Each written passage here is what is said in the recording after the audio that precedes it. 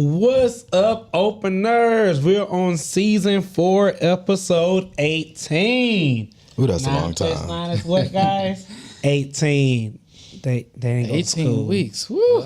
They ain't go to school. Nobody knew what 9 plus 9 is. I wasn't even paying attention to you. Oh, Lord. Only one got it. It's always one student in the class. You did good. I was paying attention to myself. Now, child, how you going to answer the question? You will be dumb like everybody else. I mean, I'm just in tune that way. Welcome to Open Relationship Podcast, where we have an open, honest conversation and we talk everything from A to Z as it pertains to LGBTQ, place, community, and beyond. I'm your host, Rodney. You can find me at IG at Rodney Wash.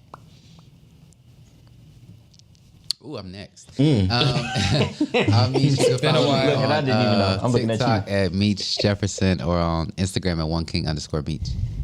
And of course, I'm Randall. My Christian mingle is still suspended, but you can find me on Instagram at BeMyRandall, or if you know that spicy social media, I prefer you hit me up there. I need some co-stars. Okay. Oh, All right. okay. Go ahead. Go ahead with your best. I am your host, Wally, and you can follow me at Wally the Godfather on Instagram and YouTube. Also, check out Car Talk with Wally. And I'm your host, Solomon E. Stretch. You can follow me on IG at Solomon E. Stretch. Oh, Lord. Okay. And I'm your host, Collection Late. As you can see, she's empty. So that You spent it all. No child with me this time. This time was bills. Beyonce. Chill, you the one that got dates. Can you pay my bills? You the one that got dates. I can't get Now we starting already. Oh, I ain't gonna do you like that. That's your friend that did it. But yes, Oprah, you can give it 3 ways. You can buy stars on Facebook. We are 5-star, young, professional, gay, queer, all in between black men. We are all inclusive here to make everyone happy. So we are. Look at you saying queer. all the things here. You know what we call that? Growth. Growth. They call I'm trying to be canceled. trying to be canceled. For once. Yes. Yeah. You can join us on our Facebook group for 99 cents per month, and we go live every 4th Thursday of the month. So make sure you go on and buy them stars and join the group. Second, you can donate to the podcast. So in wherever podcast description box you are looking at, click that button and it will go to donate page. Give what you want to give with your heart. You can always be God's given. And number 3, which is my bottom biz, YouTube. And Solomon, how can they give to us on good old YouTube? We love it when you slide into our DMs and send us pictures and comments and all that other good stuff. But we especially love it when you join us here on YouTube, especially when you interact with us live in our comments. But most importantly, you have the ability to go green. That means you can join our membership. And like Rodney said, every 4th Thursday of the month, you can have a private viewing of the behind the scenes of whatever we got going on. And I know this month we did not go green. That was Rodney's fault. That was Rodney's fault. Don't come to me. I was ready. I was ready. I put my wasn't gonna groceries be down there. to everything. At the last minute of the Sign hour. Yes, check. I got the text message. Yeah. No, I said I wasn't going to be there. You told at the last minute. No, it was an hour before. But it was still a go for the rest of y'all. Right. No, it was not. And then the an next hour thing, before. somebody don't know what time they flight leave. Oh, that was really my fault. I didn't book it. You know what? When you have a man that does things for you, all you gotta do is show up. But you have to show up at a specific time. I did. Because I'm like, oh, let's go live. That's it. Oh, can't Any go live. excuses, I'm telling you. Lord. Why did Beyonce cancel her night Thursday at 7 p.m.? Oh, you calling me Beyonce? You know, just call me Rodney. She already here, but he is here now. Let me Her hair done though. Beyonce. Beyonce. I was trying to figure out. Beyonce. Oh, he don't. You look like Luther Vandross. And I say that.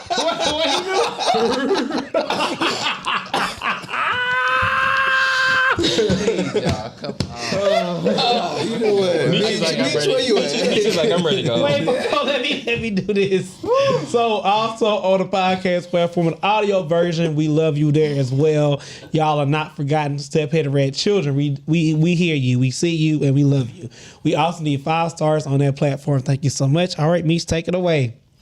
All right, guys. What's up, openers? Before we get into our first segment, we have to pay these bills. If you do not know, which you should know by now, Apple is our official sponsor for the Open Relationship Podcast. If you haven't done so yet, please click in the link in the bio for 1 month of Apple TV or Apple Music. As always, your support is appreciated. And like we just said, we will be live next month, August, for our Green Check members, Patreon subscribers, and Facebook subscribers. The 4th Thursday of August. I don't know what that date is, but we will be live for you guys. All right, so you guys ready for Hot Topics? Yes, what's going on? So last week I missed Hot Topics. I did catch the episode.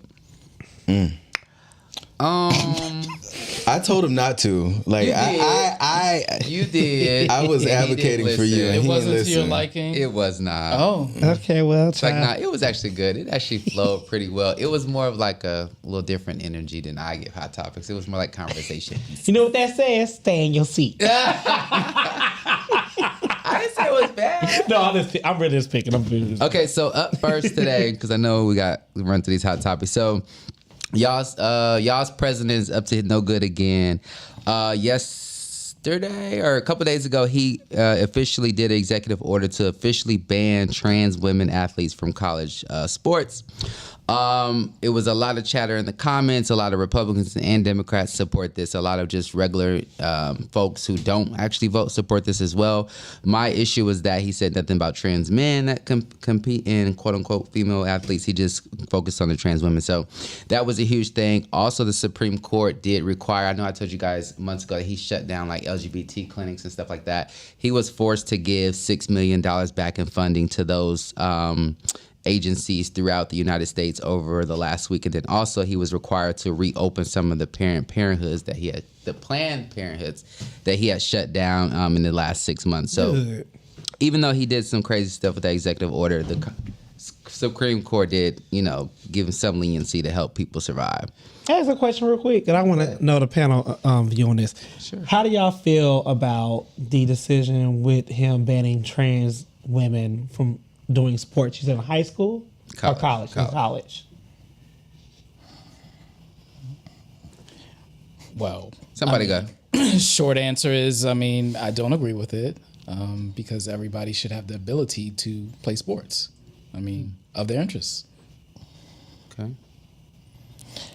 I agree with Wally.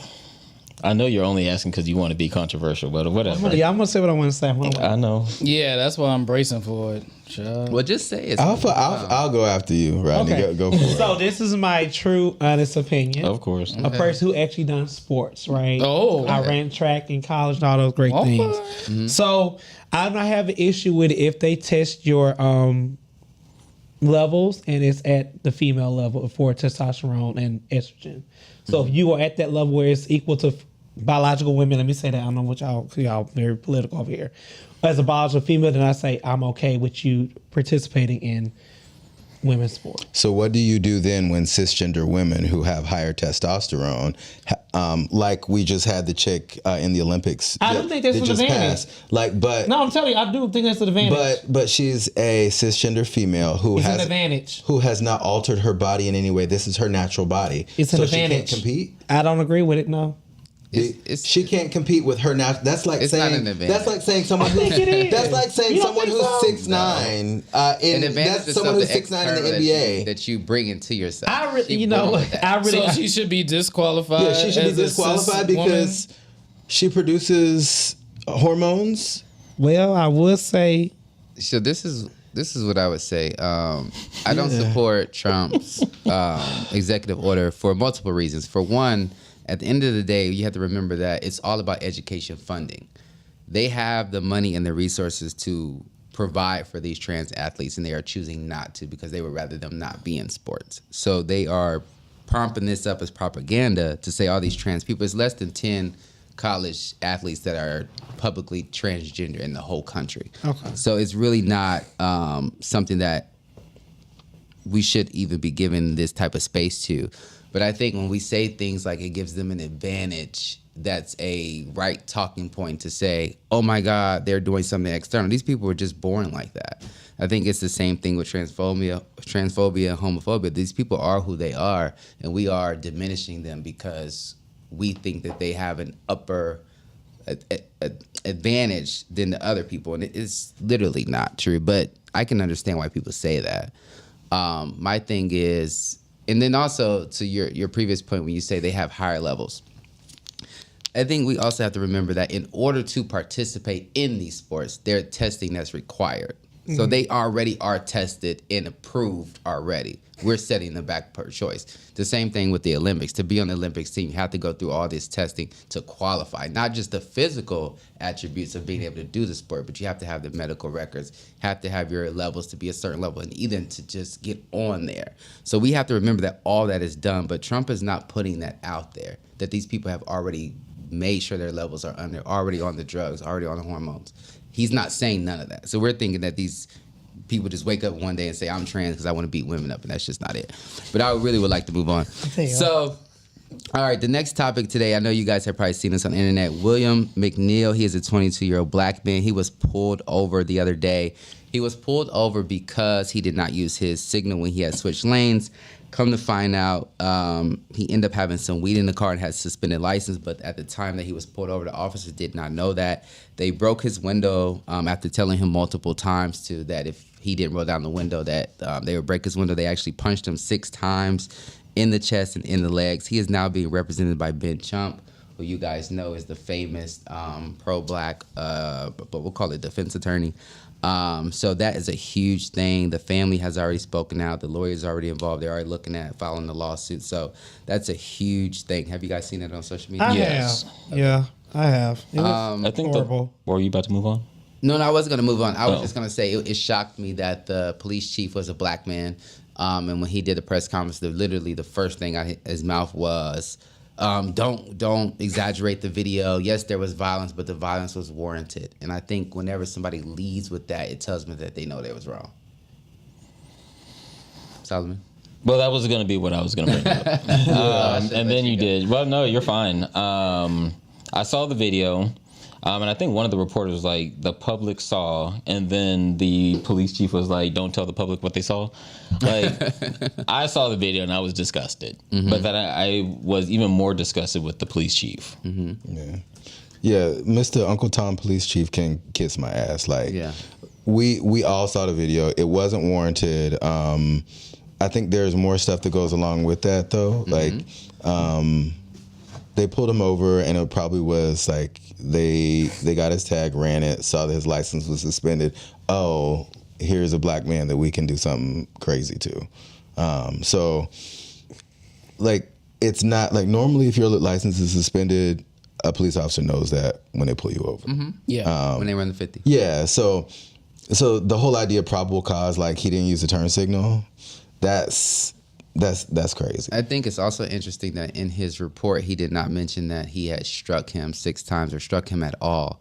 It was the officer on the other side of the car that put it in his police report that he witnessed the officer struck him 6 times in his leg and chest. Yeah. That was to homeboy. Like, I hate that you went through that. Like, that is like having a police interaction. Having a police interaction from jump is scary. Having a violent police interaction, like, you're fearing your life.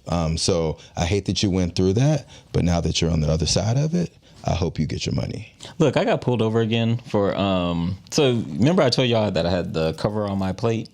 So I took the cover off, but I still had the. My fraternity thing. Mm-hmm. And that's still even covering too much of my plate. Like, it's covering the county and the sticker. Oh, okay. So I have to take that off too. Really? But the officer, when I got pulled over, the officer, she got out the car. She was cute. Like, she came out the car. She was a petite little thing. She had her lip gloss was all popping and shit. I was like, oh. She was trying to find her man. I mean, but APD is fine. Like, APD is... Yeah. I got those all the way through. Atlanta police officers, That's why I forget, outside of Atlanta, the color is blue. Right. We have to remember that. The color is Moving on. Wait, Carl, I want to say something. Go ahead, let's you go. ready to go? and I hate to do this, but I have to do this.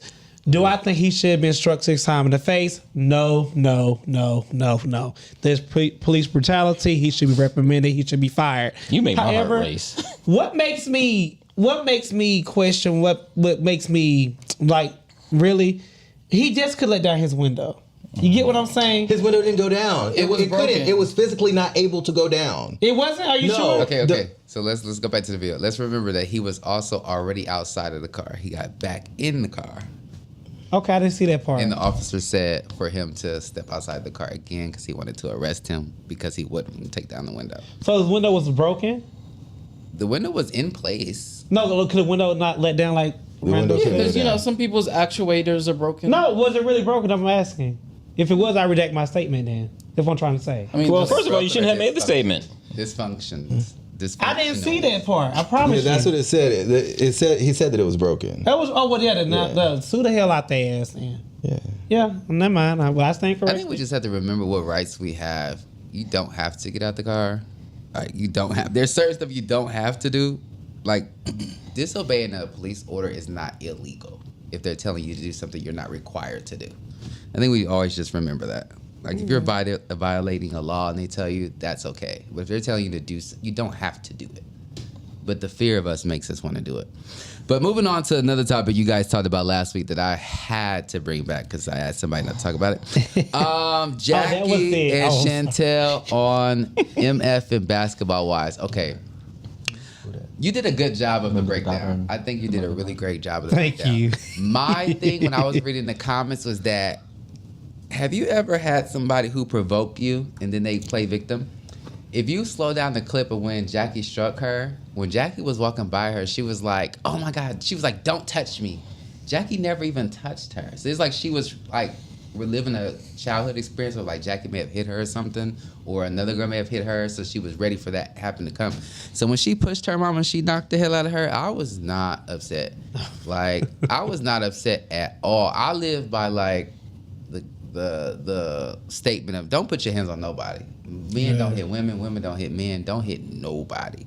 But I was very interested in Chantel's response when she called out and said that like she grew up in a very dysfunctional household. There was like violence in the household. Her mom always mentally abused her, stuff like that. I think it was the wrong decision for her to go on the show to begin with. Because you got to think like, why are they hiring you? What do they want you to bring to this show? These women are 50 plus years old. They all have divorces and kids and houses. You're on the show to be I don't want to use the word funky, but you're on A problem. Yeah, you're on the show to be a problem. So they're going to exploit that every chance they get. There is no scene that she has on this season that doesn't involve talking about her mom. And your ass is too old to call Child Protective Services, so. Yeah, like she's literally on the show to agitate her mom. She has no other role on the show. She doesn't know none of the ladies in real life. And I did not mention Meech. What's that lady who's now a pastor wife? Shawnee O'Neal? Shawnee, yeah. Shawnee should be wrong. So for you to be, I'm going to say that, for you to be a first lady, you should have some type of decorum about yourself. And for you, like you said, you added this lady's daughter on this platform to aggravate her. And shame on you. When she was on the show Shame on you. as a friend of somebody like 5-6 years ago, all she did was talk about how like the mom and dad always fought and broke up. All she did was talk bad about the mom. But now she's on the show as a season regular, and all she does is trash Jackie. And I know we all need money, and I know we all need to hustle, but I just hate that its legacy is going to be tarnished because of this, and especially because Jackie's husband is now an NBA coach. So I'm assuming this is going to be Jackie's last season anyway, because the NBA is not going to want her to be associated with this. Who's the NBA coach? Doug Christie. He's an official NBA coach now coming in this coming season. Well, child, she's probably going to be gone. This is probably going to be her last season anyway. So that's why she's changing. The last thing we're going to see about them is her and her daughter fighting on TV. Sad. But moving forward, another hot topic I mentioned maybe like a month or two ago is Shannon Sharp and the Snow Bunnies. Recently, Shannon Sharp's Snow Bunny has officially retired from OnlyFans, y'all. The Snow Bunny has retired from OnlyFans. This comes 6 days after they did not show up to the first court hearing, which is supposed to be like the first negotiation of the settlement and all that. It is alleged that she received over $23 million from the settlement.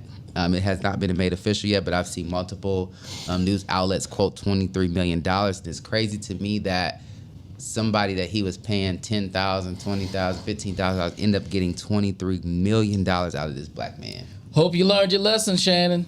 I don't think so. He's going to go right back to dating. It's gonna happen again. So he was found guilty, or was this like No, set out of court? This is a civil suit. She was suing him for. It's not criminal. Oh, She was suing them for $50 million, and it's alleged that they settled for $23 million. I knew they settled when they didn't show up to the court hearing and he showed up. I figured some type of settlement had happened and he was just showing face. But it's alleged that she got $23 million. Okay, moving forward. A couple weeks ago, I mentioned Angel Reese and Caitlin Clark.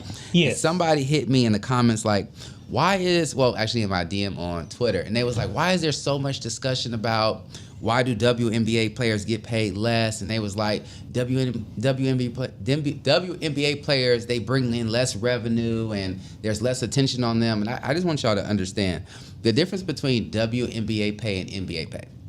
So the NBA players, they get 50% of revenue. That's from TV deals, marketing, advertising, blah, blah, blah, blah, blah. So that's why LeBron can make $50 million. The WNBA get 8% of revenue.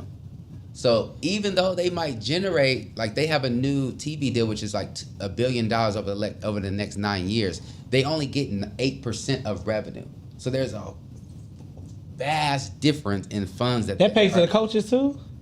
The WNBA players. No, okay, not for the coaches. Just players. Oh. So people were wondering, like, why can't Caitlin make $25 million this year? Well, most rookie deals, 6-7 years, they don't make that much anyway. Even NBA players. But people don't understand this. I just wanted to give y'all the numbers because Caitlin and Angel and Asia and all those people that, all those great female basketball players, they can't make $50 million because they don't get a large percent of the profit. Damn. Even though they have a new TV deal, they have a new marketing deal, a new global deal that kicks in next season. They're in season right now.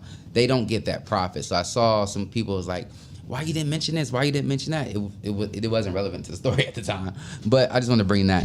And then the following thing is Beyonce, as my boy went to Beyonce on Saturday, Beyonce ended the Cowboy Carter era. I thought it was phenomenal. There is a great tweet on Twitter right now where they posted the whole 2 hours and 59 minutes of the show. I watched it start to back. It was a great thing. I think it's so amazing because she technically kicked off the Cowboy Carter era last Super Bowl when they played in Vegas. When she made the announcement, she had the commercial, she dropped the new music.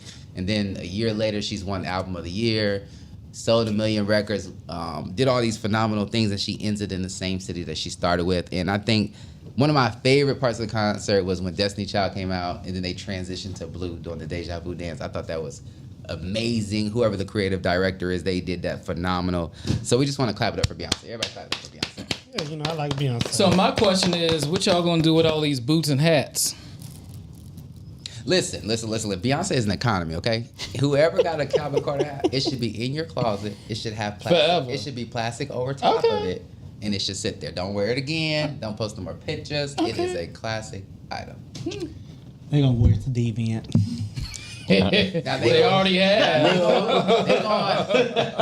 They're gonna extract it a little bit, but it's gonna come out. But yeah, that wraps up. Again, baby. But yeah, that wraps up Hot Topics for this week, guys. So thank you guys for joining me and the fellas to talk about Hot Topic. As always, our world famous Open Up segment is next. So Randall, go ahead and take it over with. Thank you, Meech. Hot Topics. Oh yeah, last week's Rodney's transition was a little weak.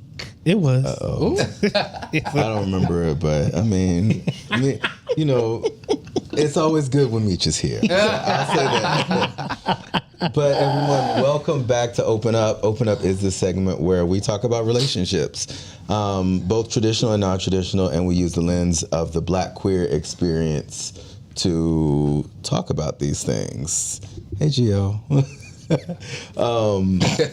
Yeah, so we use the lens of the Black queer experience to talk about it. And something that's been sitting with me this week is a conversation I had. Conversation kind of started with Wally, but then kind of spread over this weekend to a female friend that I was having. And the question came up of, what do you do when a partner, a friend, a family member or something, like, you want them to open up about something. How do you invite them to open up about things? You're close physically, but there's still some type of wall. Maybe they're guarded because of past hurt or trauma, or they're scared to be seen, or maybe they've just never really had to open up sexually or even intimately. So it just led me to the question of, how do you invite someone to open up, not just their heart, but their mind, their body, their truth? And how do you do that without, shut up, Rodney. How do you do that without crossing boundaries or like shrinking your own? Rodney. It was me. It's really not It was me. me. It's really Oh, you. it was you. I'm getting whacked. I'm getting whacked. But how do you do that? Because I feel like a lot of times, like, we try to like fuck our way into vulnerability, or we try to like gift our way in. And I know that the ultimate answer is that people will talk about something or will open up whenever they're ready. But they're also like, it's kind of like a two-way street where you have to be, there has to be this invitation. So what's the right way to do that? And I'm just trying to get it right. Are we intimate? Because I don't know, like, what type of relationship is it? It can be friends. It could be family. It could be your Partner. your girlfriend, your boyfriend. I don't know if I could be with someone if you're my boyfriend. That means we passed the dating phase and you can't talk to me. So I don't really know how to answer that question, to be honest. I don't know how to force someone to talk. I think my method is really creating a safe space. Make sure that people want to know that they have a soft landing when they deliver important information that's very intimate to them. They want to make sure that it's not going to be, in the streets the next day or in the family group chat the next day. I think creating that safe space is the first step. And also, like, sharing from your experience, like, if you have an intuitive nudge that they may be holding back on some information, then maybe you can share a story that, helps them along the journey. It may not enable them to share at that moment, but at least the next time it comes around, they may be more inclined to share. So I get it. So, Meech, really, I think this might be a good question for you. Like, just because I know how well you articulate things like this. Like, have you ever felt like someone was asking you to open up about something, but it just didn't feel right? Yeah. It happens a lot, actually. Sometimes I feel like people do it. For me, it's all about, why do you want me to open up? Like, do you want to know me? Do you want to get to know me? Are you trying to use it? Is it helpful for you to gain this insight to knowing me? And like, how, in my mind, always goes back to like, how could this information be used later on? So for me, it's more about like, and I want to flip it for a minute because I want to just go on the other side. Sometimes I don't press people to open up to me if their goal is not to open up. If your goal is to open up and I just need to help you get there, I decide that very early on. If I know, like, no matter what I do, this person is going to safeguard this information, I don't F around. But if I can tell that, like, okay, they want to talk, but this is not the right setting, it's not the right time, it's not the right place, then I will start to like, hey, just to let you know, that one subject we talked about a week ago, when you feel comfortable, I'm out here. Or I will approach you like, hey, did you ever solve that issue? Or I'll try to prod the situation and see if they're willing to open up, especially if it's something I feel like is holding them back. Because I always tell people like, hey, you can't move forward because this hasn't happened, right? You haven't crossed this barrier, and that's what's holding you back in this area. Because I have a lot of friends and I also have a lot of friends who don't know their self in all areas. Like, they don't know their self fully in a sexual space or fully in an emotional space. Or so sometimes I'd be like, is it a fear of the not knowing that you don't open up, or is it being able to say it out loud and realize that I need help? So I try to go at it different ways depending on the person. Understood. Solomon, I know you to be a pretty like profound person. Give me a line that's encouraged you to open up. That's encouraged me to open up? Yeah.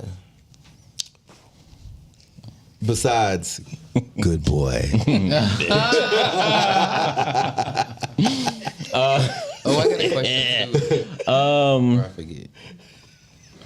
What has encouraged me to open up? Visual awareness. I don't know if there has been. I think it's more about reciprocity. If I am with someone who is very transparent, then it gives me permission to be more transparent. I think this goes back to what Meech was saying about how people want information and you're trying to decipher how they want to use that information. Like, do you really want to know me? Do you really want to know what's going on with me? I see it in like everyday conversation when people are like, hey, how are you doing? And they don't really care how you're doing. That's just like the hello. And so if you genuinely care, like I come from people, like if you ask my grandmother how was she doing, she'll tell you about her knees, she'll tell you about her lower back, she'll tell you about all these things, and you're obligated to sit there and listen and to provide feedback. But we have these interactions now. It's like, hey, how you doing? Now the generic response is I'm fine, and then you go about your business. But if things aren't going well, then do you feel like you have license to actually be honest about what's going on with you? Do I? Yes. I feel like I navigate spaces, especially my friend groups and my family, where I can say, yeah, I'm not okay today. And I can tell people why I'm not okay. I think in the reverse for me is more of, how do I present in the friendship or in the relationship? I don't really, like, I judge, but I don't judge. And I say that because, like, I'm human, but at the end of the day, you really can't disappoint me. Like, I've sat across from individuals who's used substances. I've sat across from individuals who've taken other individuals' lives. I have sat across from all kinds of all kinds of people. And at the end of the day, I see you as a great individual. I see you as a great person. There are some circumstances around that. Even with murderers? Yeah. Wow. I see you at your best. And so my thing is like, that's the armor that I put on. Like, my job is to see you at your best, to understand how you are this person, or how you've become to be this person. I think is what's interesting for me is, like, you've made decisions in your life. I've made decisions in my life. You made decisions in your life. I just want to figure out, how do we come to be in the same space? Sorry. Kevy Kev says sometimes a hole is easier to open than a heart. That was a whole emoji. In the gay community. Well, I just noticed what the hole was. I'm like, what the fuck is that? That's a word, though. It's actually very true. But I think that goes back to what you were saying about the body. And that's why I laughed earlier, because when you're talking about opening up the body, I think it's easier for people. I think a lot of people put their worth into their sex. And they go from one relationship to another, and they're using sex as currency. Yeah. My dad always told me people who are emotionally deprived are very promiscuous people. That's where they explore their feelings and emotion. It comes out in there because they're impacted emotionally. Yeah. Or that might be a way that is a way that some people express their emotion. I think that as I was thinking about this topic during the week, it brought me to that, because I have been in situations where it's like, you know what, man, we have really good sex, but it's like, where's the rest of it? Like, where is the rest of the intimacy part? Like and I guess that's why I just didn't work with so many people, was that it just felt hollow. And there were moments where I was like asking myself, all right, how do I make this more than what it is? Instead of taking it for what it was? at that point, yeah, instead of taking it for what it was like, you know what? Everything would be great, but if this person wasn't so guarded in this area, or everything would, or even in reverse, like I've been in spaces where I've had somebody that was like completely transparent, who was able to, you know, if I asked something, if I had the balls to ask a question, they would have the balls to give me a really good answer. But their sex was trash. They were guarded. They were like that. That's where their guard was. And I mean, it's like God gives us 99 balls to put in 100 buckets. I say that all the time. And I'm really baffled. I don't have an answer to this question. It's okay. well, have you? So you're telling me you have never been in a situation where you have wanted somebody to, like, you've known something is wrong, like I would say this because I'm so open. Like, no, I'm not talking about you. no, I'm talking about because I share so much. But people I want to know information from, I want to get away from me. I just got this thought when I said, "You're nasty. You're nasty."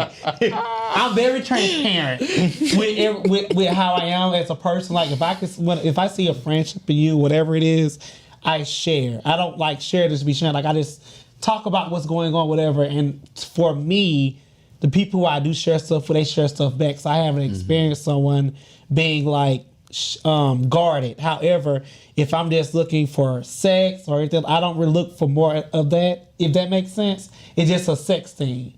But I'm looking for more like a friendship, a relationship, whatever that is with you. People usually talk to me. I don't have people really be like. I agree that, like right now, all of my friends we have the same communication style. Yeah. Interesting. And I could actually, I can piggyback off of that with Rodney. Like from knowing you for the past 5-6 years, like Rodney is someone that I can actually talk to, and Rodney genuinely cares, and he has really great follow-up questions.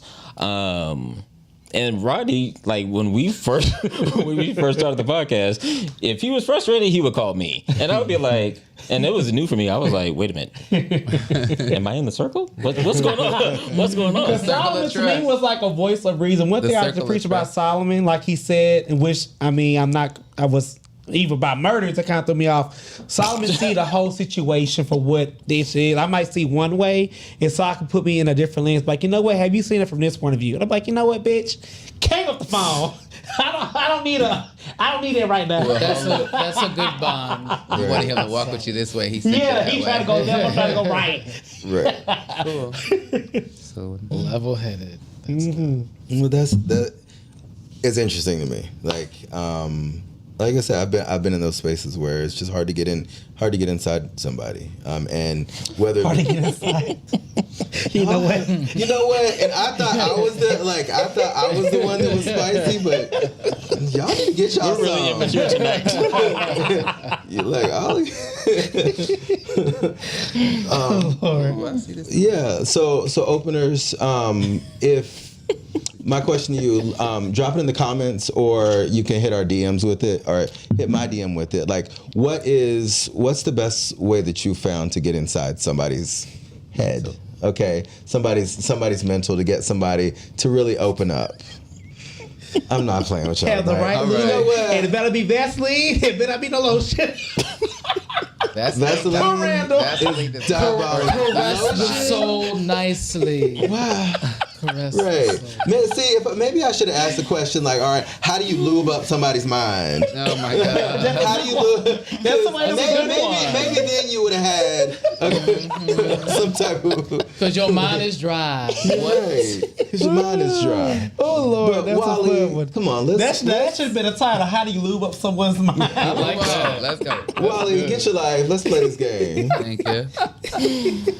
Well, ladies and gentlemen, my name is Wally, and welcome to a little game I like to call Get Your Life and Play the Game. Ciao. Too much? Way too You've much. been a while for a little while. Welcome back. You ready to pay? Okay. All right, Pee Wee Herman. You ready to pay? Goodness Christ. The game tonight is called I fell and bumped my head on love. Ooh, okay. Okay. The rules are, hosts are given a list of scenarios where you have to go above and beyond for love. Each host will respond to the situation on whether or not the situation indicates healthy love or a love concussion.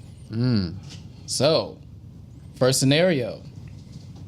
You co-sign on an apartment for your mate because their credit is in the trash, and otherwise they would not get approved. Is that healthy love, or is that a love concussion? Love concussion. Love concussion. Love concussion. What you about to say? What did you do last week? I don't think it's necessarily a love concussion. Did you do this recently, Meech? No, get out there. Okay, sorry. One of my friends co-signed for their man's apartment, but I actually co-signed for somebody's car. Maybe like 2 years ago or 3 years ago. How did that work out? They paid for it. Oh, okay. Well, Okay. They paid it. Well, amen. Yeah. Amen. All right. But were you in love? Or was this a friend? Way there. Oh. Way there. Okay. Oh, On interesting. the road to San Jose. All right, next one. You are not vegan, but you make vegan meals every night because your partner was ordered to eat healthier by their doctor. Okay. love. Healthy love. Healthy love. Healthy Is that what we calling Healthy it? love, yeah. Well, I think it's healthy love, Yeah, but healthy you love. know, you can make your own damn meals sometimes. For yes. Sometimes, Yeah. you know. No. Don't leave it on me No. all the time. No, if you're the cook, like you the cook. Like, Yeah, that's true. Yeah. You the cook in the house. you the goddamn. cook. Making yours, I'm making mine. I'm That's not- fair. That's diabolical. I'm definitely not cooking two I'm meals. very much like that. We both vegan. So wait, Because I don't eat a wait. lot of stuff. Huh? I don't eat I'm very picky eater. Oh, you're Oh, picky. Okay. Yeah. But if I wasn't, then, let's. But wait. In your pickiness, like, would you cook for him also? Yeah. Okay. All right. Of course. What if he wants a juicy steak? He said he'll cook That it. ain't got to do Like, I'm just saying, you're not making just one pork chop. Right. Well, and you might not eat pork, but like, you're not making one chicken wing. Yeah, that's Okay. that's insane. Goddamn what? ahead. I'd be like, bitches. Anything else? More, son. Stupid. Next scenario. You don't drink, but your partner loves to have several cocktails multiple times a week and is always ready for some sloppy but very passionate sex. Is this healthy love or a love concussion? Love concussion. I'm gonna say healthy love. Yes, I'm gonna say healthy love. Just like watch on that slop. Let me bring you the bottle. Yeah. Let me tell you my reason why. Because if you know I don't like drinking, right? Yeah. So if I don't like drinking, I don't mind you doing it. But if every time we having sex of what I think you're saying, you gotta be drunk, then that's not healthy to me. Yeah. That's not and, healthy. and I agree with that because I did experience a situation like that in the past where, they would like to, it wouldn't happen often, but, sometimes they would be sloppy. And then that's when they like ready. And I'm like, okay, let's go. But, why can't this be In a sober mind. in a Like, sober mind? Why Every can't time you is express insane. yourself properly? That's my concern. I mean, I'm just saying, friend. Like, if they want to be lit, like, let them be lit. Yeah, I mean, you can Yeah. be lit. That's like, Sometimes. yeah. If you go to these don't get to households and pick- skip over this one, You don't get to pick who's what you like. That's the lube that they want to use. Let them. If they need to lubricate their mind, I to knew get that was in. coming. If they need to lubricate their mind for you to open up, then I feel like that's trauma. it could be. If you have to be physically sloppy drunk on whatever substance, whatever it is, every time we have to, you have to be like fucked up, then I would say you need to go talk to therapy. So I have a question. Let's take this to a whole nother area. If every time you worked out, you had to take pre-workout, does that mean anything? I don't take pre-workouts. So I wouldn't. I'm not saying that you do, I don't friend. think I'm that's just saying, the like, same would we thing. be looking at somebody any Rodney, different? if every time you bought them, you had to use poppers. Ooh. Guilty. So there we go. But wait. But let me say this. Thank you. I hate you, bitch. Thank you. But let me say this though. But I'm not high, right? But isn't that what it kind of does? But though? you're impaired. I'm not impaired. That hole is You're not just deflated. ready automatically. You ain't ready automatically. It's not pleasurable If you don't have the pop. if I don't have the poppers. So Okay. what if somebody says it's not pleasurable if I don't have a shot? That's You should do the same. What's the difference? That's not the same. They're both substances. I mean, I know poppers have poppers who have made a lot of tops verse. I know poppers and a who lot have of killed. tops bottoms. I know poppers who have killed people. So Well, I'm not sniffing it like that. I know some extreme poppers who got the damn shit. They do. I just need a. But that's my I'm point. gone, I'm good. I don't And know for somebody, and It for does somebody to that say with they this just want a one shot. I'm telling you, God's my witness. I bottomed, but it hurted like hell. I'm telling you now, it was never pleasurable for me. I used to say shit to make a nigga nut. Now, when I take the poppers, I don't know what it does. Change your life. It literally loosens your hole and make it like that first initial sting. It's not there. Like, I'm just being honest. Like, Oh, the hypocrisy. I'm just being honest. It's not hypocrisy. And you didn't have to call me out. Be honest. We gotta move on, yo. We're here all day. I'm tired. I Wally, need let's go. a sign, a bullshit sign. Next one. Delusional. Your partner cheated once with one of your friends. It was by accident, but By accident. She done accident. y'all went to counseling and he's been on his best behavior for the last 2 years. Is that healthy love or love concussion? Healthy love. To be determined. But Healthy love. I was Really? healthy. If I really forgave you, I have to forgive you. You would- but you and would you for- did the work. I have a question, just based on previous opinions of yours. The question was, your partner slept with one of your friends. You're saying that you would even get to a place What where if you you would go let to that counseling? the hole in your house that you was talking about a few episodes ago? Yeah. Because don't nobody touch Rodney Man, and if anybody touch Rodney Man, that man is gone. So we come back to how is it healthy love? Rodney will forgive the man, but not the. There you go. But not the friend. So let me tell you, it depends how far I'm in. Like, I'm not gonna lie. We in 10 plus years. You gonna get to get.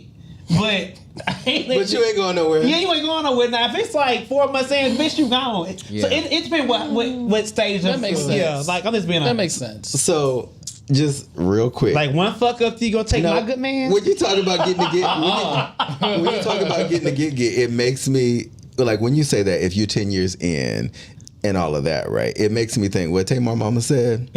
Let that man cheat in Let peace. that man cheat in peace. Let me tell you something. If I got the house, and I know this very shallow, if I got everything that my heart desire, and my man fuck up with a friend, I'm not gonna say like that's an easy hurt to get over.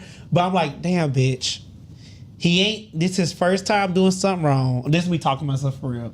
Is this repeated? Is it repetitive? Like, I have to. It's a lot of questions in my head. Like, let's be honest. Okay.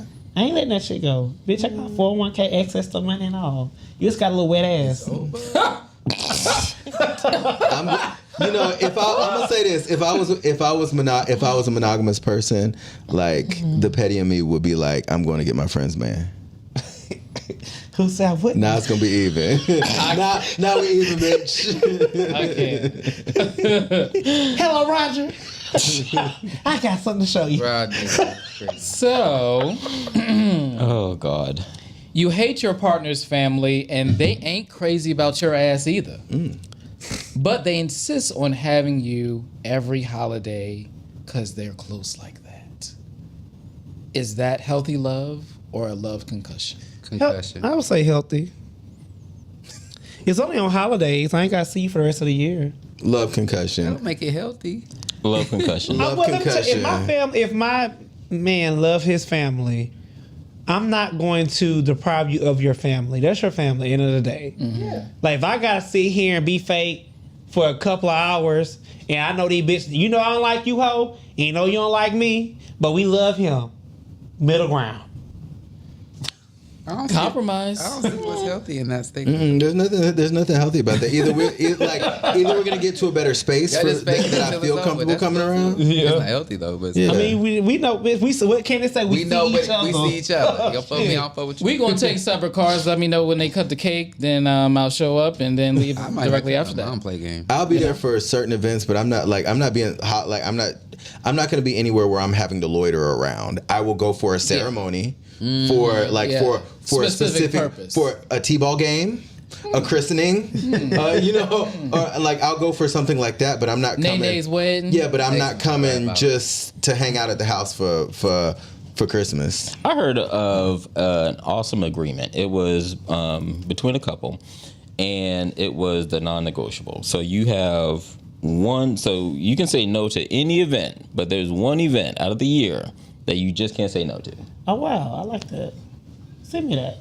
One ain't enough. I need to do that. That was it. Yeah, that was it. That was it. Okay. You agreed to be your partner's side piece for 10 years because y'all share a special bond that's undeniable.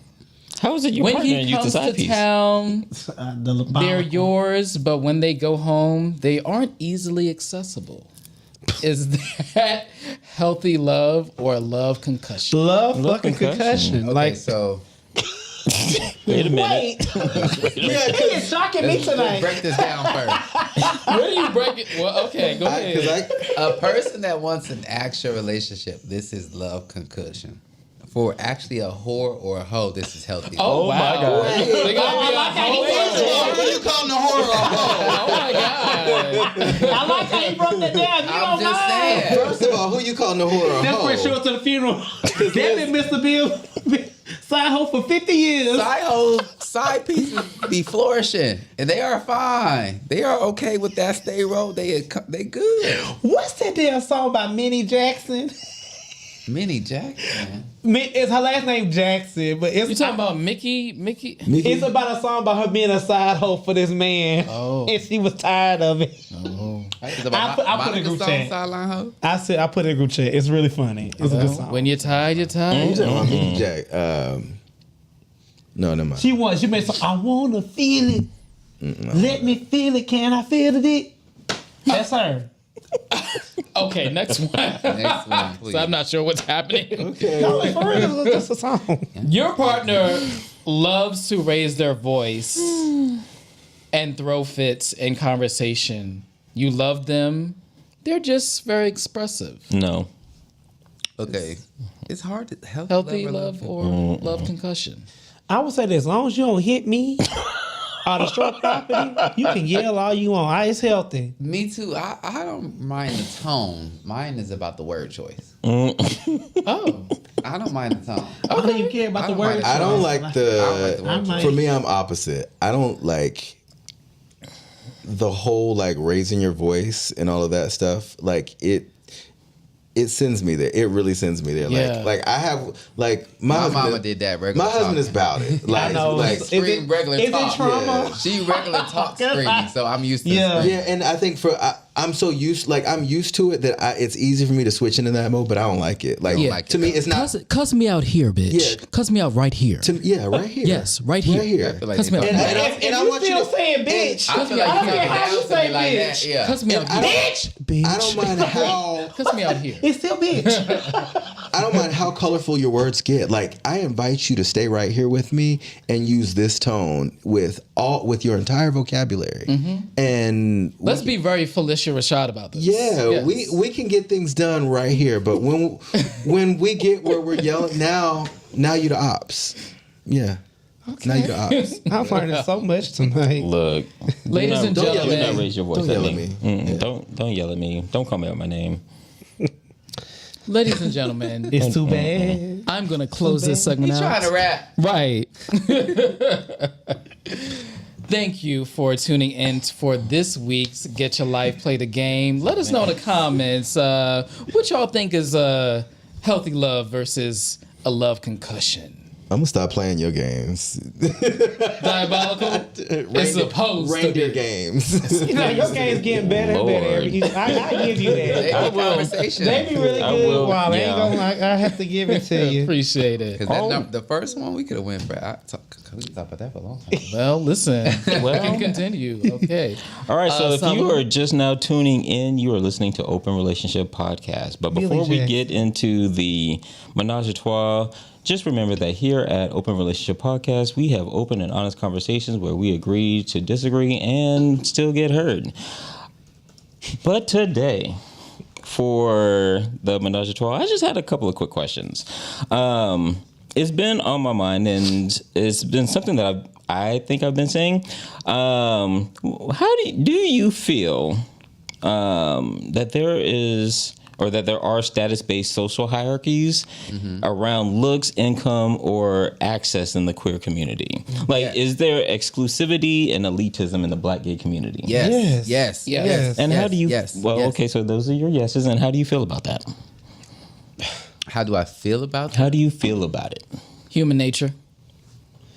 Yeah. I mean, you stick to what's familiar to you. I think they're terrible for as far as building community, but I think I'm at a place where I understand why they exist.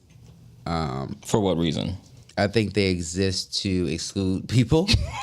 Purposely. And I think they also, we live in a very aesthetic, we all live in Atlanta, right? We're in here in Atlanta. So it's an aesthetic built society in Atlanta.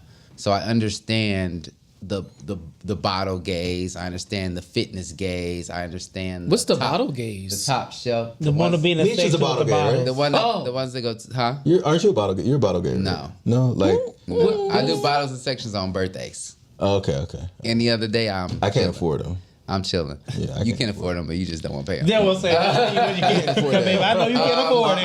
I'll freeload in your section if you let me, but I ain't paying. Look, let me hit your hookah. But I feel that they're bad as far as building community, but because a lot of the Black queer experience is not about building community, it is about separatism and elitism, that they use them for a way to separate people, for the less thans, the have-nots, and then this. My issue with those type of things is that, and I know a lot of them, is that they don't have the structure behind the scenes to actually support that lifestyle.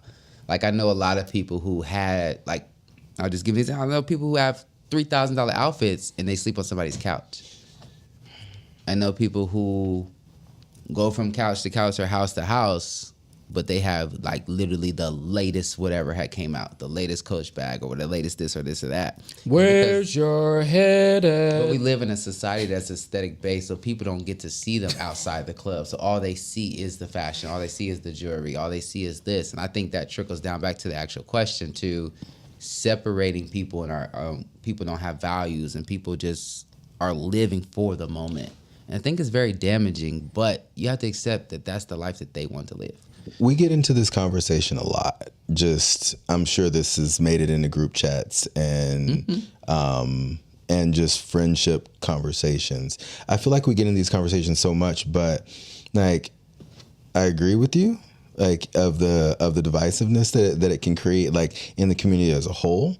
But there are also like, if you like baseball, you like baseball. And if you don't like baseball, then you're not part of the baseball community. Mm-hmm. So like the fitness people, they like the gym. If you're not a gym person, if you're not a body person, then that's not your lane. Yeah. Like it's almost like all the letters of the LGBTQIA plus community. Like when it's like giving there's space for everyone. Space for everybody. Like there is space for everyone. Gamers. There's the gamers. There's the baiters. There's the even the druggies.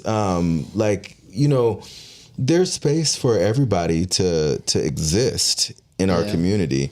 I think that I just hate that we get to this binary of either you are including everybody or you're excluding everybody. Like, I think that's a sub question. I think the issue for me is with that is you can build your own community, but it's how, when you're in that community and it's built, how do you impact other communities? Because I think this question is talking about, or how I hear it is, because I know people who are in a elite income and they're great people. They help people with opportunities, but there's also that other gays that want to stunt on the younger gays, or they want to stunt on the less fortunate gays. They want to. Yeah. It depends on how you're using that community that you built. Because the fitness community in Atlanta is very big. Like, I know you guys have been working out at a place I used to work out at, and that it has grown so much, and it's inclusive. We want you to have not just a great body, we want you to be healthy. But also there's a part of that community that is using that to say I look better than that person. And I think, to your point, I think you can like baseball and not say, ew, I don't want basketball. Yes. Correct. And I think Yes. that's where the issue comes in, because I think in the Black gay community, I think it's in the LGBTQ plus community period. Just like August Allen 28 was saying, the LGBTQ community is like that. But I think when you're in the community, I think it becomes part of the, I don't want to say the job. I think everything has a place for a reason. But it makes sense. And I think, everybody I think sounds community as a shallow. whole does that. Like, To use Asian job people do makes that. Black people do that. Like, it's not just LGBT. Like, it's not just LGBT. It's not community just us. thing, It's a period. people. Well, I'm not saying it's a that it human is thing. just us. I'm just saying that we just happen to be the topic of this conversation. Yeah. But in the Black community, you have colorism, right? But I think it all is. I think even when it comes to fitness, when it comes to income, when it comes to access, it's all about proximity to the dominant culture, which happens to be white culture. And so I mean, I think we even see it in, like, I hate to say this, but I'm gonna say it, but like in the ballroom culture, like, Yeah. I really didn't understand ballroom culture when I first came to Atlanta, when I first was exposed to it.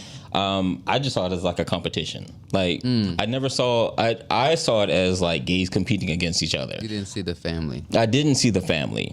But then also, like, that also comes with like privilege, right? Because like I wasn't looking for external family like that. Yeah. Like, I didn't have the background that either forced me or exposed me to that culture. And so I think it's just a matter of where you are in your level of awareness. I kind of want to go to number 2. Okay. I do want to touch on this. I think the problem for me is if you're a person that's aspiring to be a part of a community that you don't belong to, and it's you're being unnaturally yourself to make that happen. Yeah. I think that's the issue. That's my settlement there. That's my settlement there. I like that. I All right, number 2, question 2. Do we, or you specifically, replicate the same classism and exclusion we protest against? Okay, so I'm gonna say yes. Yeah. I'm gonna say yes, and this is it's coming from a good place, but it's probably a bad experience for if you're not on the same wavelength that I'm on. So we live in an aesthetic-based society. We also live in a city that's built on scamming, and built on aesthetic, and built on this. So I believe that there's nobody better than nobody else. But I know a lot of people who, like, for example, like 2 weeks ago when I had a section that whole weekend. We went to Sweet Lounge. I had 3 bottles, 3 hookahs, and I got 6 people in, but it ended up being like 40 people by my section. Oh, fuck no. And for me, it was a thing You know them of all? if you didn't pay, You know them all? friends of friends. I knew everybody. Oh. But I sent out a text message. I'm like, hey, listen, if you want bottles in the section of hookahs, I need this dollar amount. But then those people brought plus ones, plus twos, plus da-da-da-da.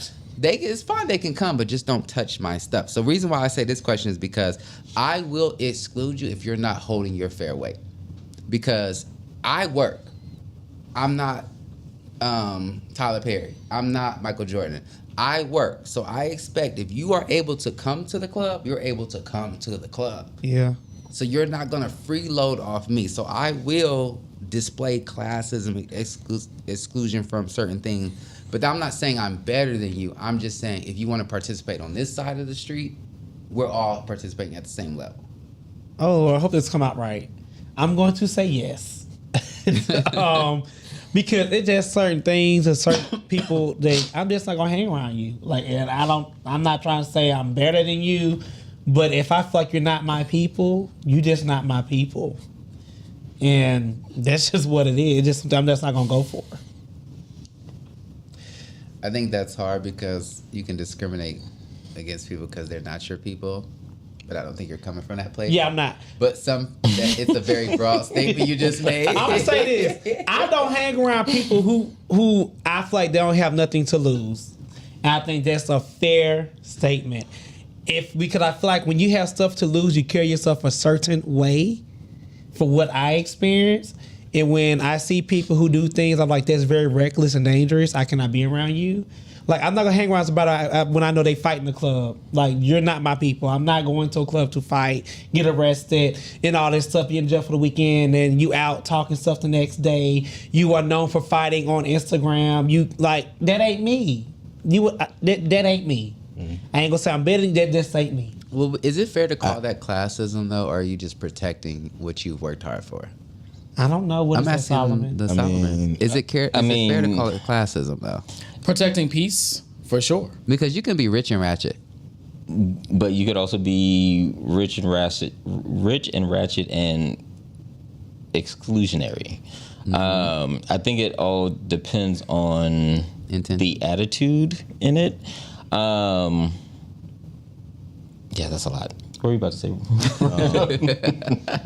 To what Rodney said, like I get what you say. It just takes me back to my grandmother's. Her quote to me was, "It takes a mighty poor person not to be able to go into a place the way you came in, come out of a place the way you came in." So, like, I feel like for me, I don't really have that exclusionary like mindset, really. Mm-hmm. I'm gonna try, like, no matter what, if you're on my team, I'm gonna try to, like, if you're on my team or adjacent to my team, I'm gonna try to find a way to make you, to fit you in. To bring you in. You're not gonna detract from me. Like, another really great friend of mine says that people should drink from your saucer rather than your cup. Mm.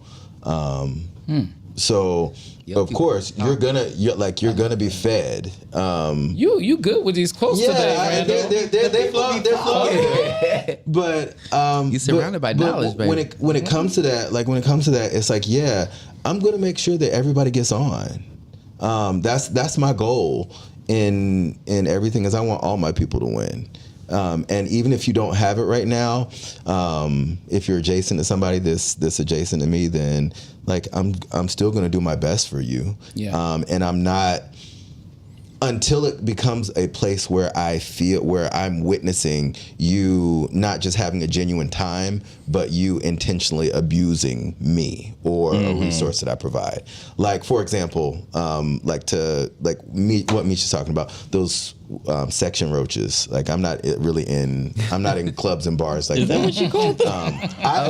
You didn't call them that, but like that's in my mind. Section roaches, like the people who come up, like want to take a shot of your bottle, or want to hit your hookah or whatever like that. There's some people where it's like, I see you all the time. You're not really part of my circle, but if I asked you to hit your hookah, you absolutely would let me. Would let me. You know what? Go for it, friend. Yeah. But when it gets to a place where, all right, we're taking shots, like we're taking shots, or you drink Tito's. Why are you over here in my good shit? Like, don't do that. You know what bothers me? Well, I'm glad you said it. I remember I used to bring good bottles to parties, like the part when I used to go to the party. Premium liquor. The shit that's like 75 and above. Yeah. Okay. Yeah. Okay. So because I drink what I like to drink. Mm-hmm. I saw one time this dude literally put my bottle under the table and had this. I said, "What you doing?" He was like, "Oh," I said, "No, I brought that." I said, "So you're not gonna serve me that? I'm going to leave." Because what we're not gonna do, you're not gonna put this little stuff out and then put my liquor down. Serve like us Tito's, not thank you. I done bought 1942. That's crazy. Like, but I do respect. Like, hey, you know what? I see this is on the table. Hey, Rodney, I'm gonna put this bottle right here. When you want to drink, you get your because when I go to a party, I'm bringing what I drink. Thank you. That's all I'm trying to say. Like, I'm literally like, drink what you brought. This bottle ain't really for you. This is like my mindset is this bottle is for me. This is me at the party. This is me at the party. Yeah. Like if I finish the bottle, like my goal is to finish the bottle, but if I don't, like who cares? Like that's my bottle. Like me bringing a bottle in to stock your bar is for me to drink and me to be comfortable. And I think I'm a mix between Randall and Rodney. So I think I deliberately try to include as many people as I can. Mm-hmm. I believe the bigger the piece, the bigger the pie, the bigger the piece. But I also think that I think you recognize your people, whether they have it or they don't. Yeah. And I think it's one of those things where like, if someone doesn't have it, but you see that they have the drive and they have the work ethic and they have the whatever, like these are the type of people that I want to hang around. Like the conversation is going to be different, the energy is going to be different. You don't get the roaches, you don't get the leeches. Can't even believe I'm calling people roaches and leeches. But I think the conversation and the vibe is just different. So when you said my people, I get that. So let me say this though, it's not about the income, guys. For me, it's about how you. Is. No, it's not, because I have my own money. Thank God. My man is good.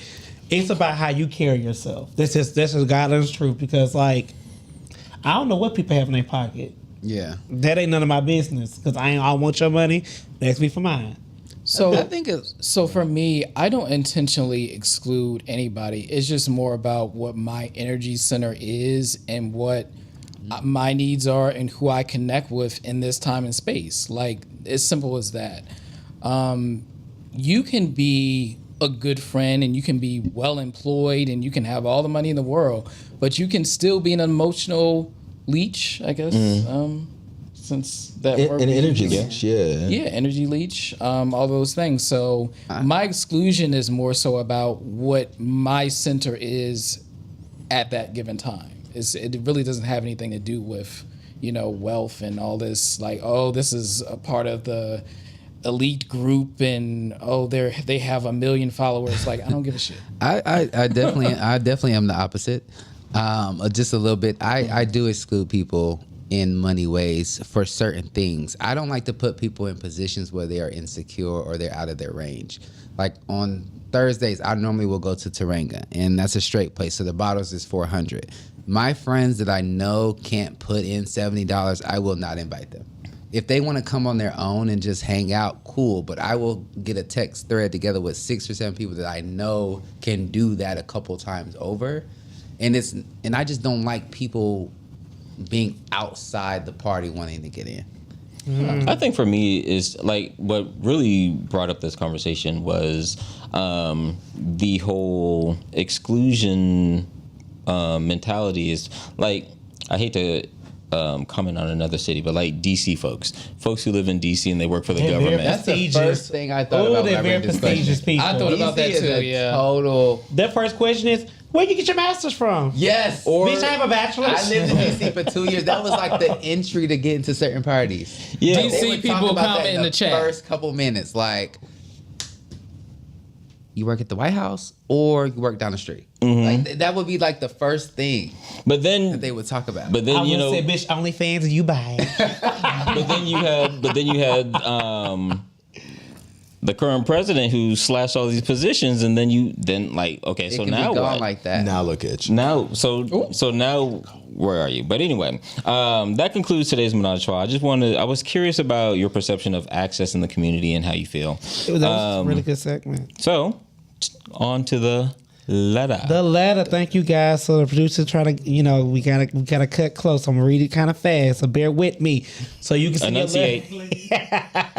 It's your fault. I'm just playing. You can read. You send a letter in 2 ways. If you can put it across the screen, please, Gio. openrelationshippodcast@gmail.com. Email us, or you go to our website at openrelationshippodcast.com. Click contact us, send your letter. Thank you so much. If you want to reach to Solomon, send me 10% and I got you. All right. Stop whoring that man. Jesus. I am the pimp of the year, bitch. You not, because you ain't made no money. Not yet. All right. The letter.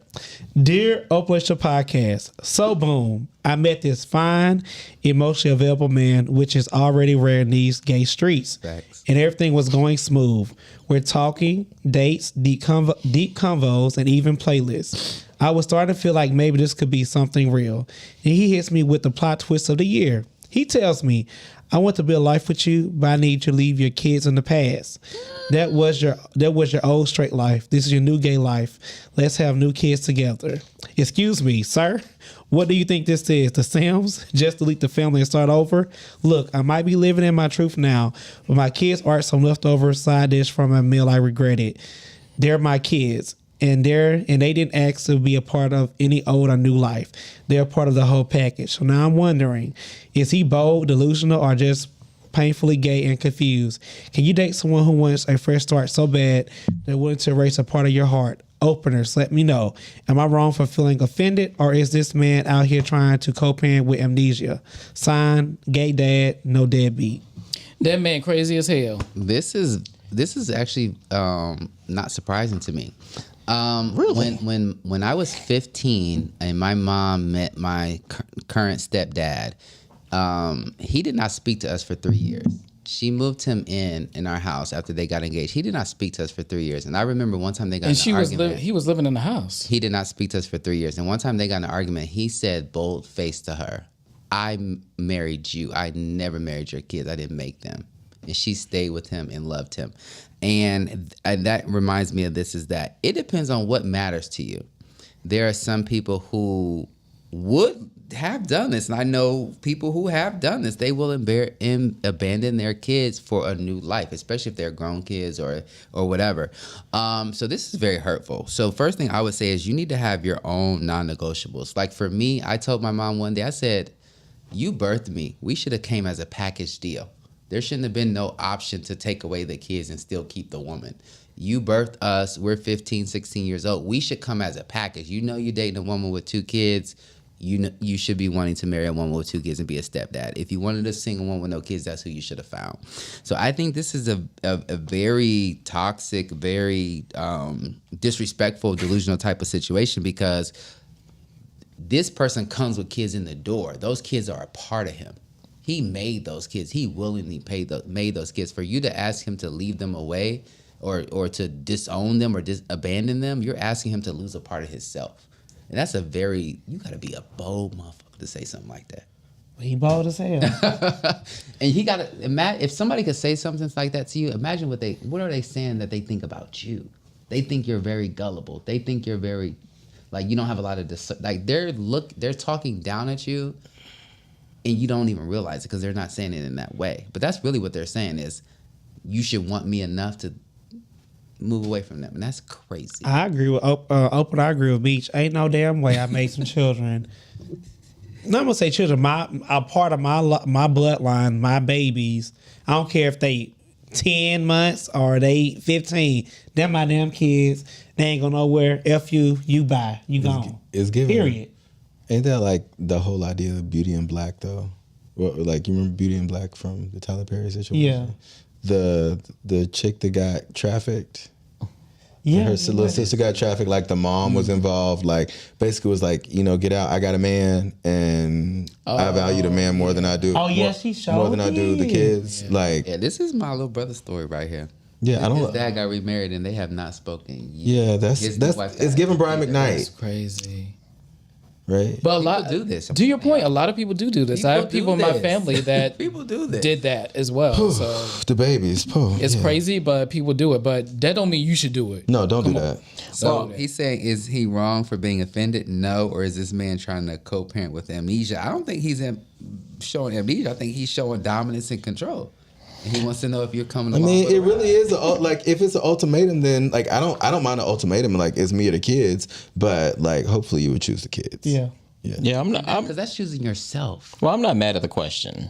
Like, I'm not. People are gonna ask you. People ask you all kinds of questions. Like, I'm not mad at the question. I'm actually mad at the. Well, I'm not mad at the opener. Yeah. I just question, like, why do you have a question about it? Yeah. You should be. Damn. It should be like this. The answer should have been kids. Yeah. It should not have been a debate at all. Mm-mm.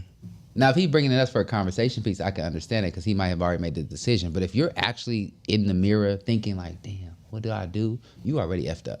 Yeah, you were effed up. Because I know the whole concept of wanting to divorce your past, but baby, when you put seeds in, Is that the type of man you want? The man to make you think? Yeah. Think about it like that. Is this the type of person you want to say, this is my man? But even on the other end, like, do you want to be with someone who would just easily walk away from their children? And I think that's... I want you if you were to turn your kids away. Yeah, because that means you could easily leave me. Yeah, well, opener. I feel like we gave you your answers. I just hope you make the right decision, and the right decision is choose your children. Love yourself. Right. I'm gonna tell you what it is. No, that's all we have for you this week. Yeah, that one ain't on the spectrum. Yeah. I'm the first one to say something. Don't That F one is not around on and the find spectrum. out, please. No. All right, Solomon, close us out, please, sweet baby. All right, openers, thank you for joining the five of us as we swallow hard topics and spit difference of opinions. See you next week. Bye, y'all.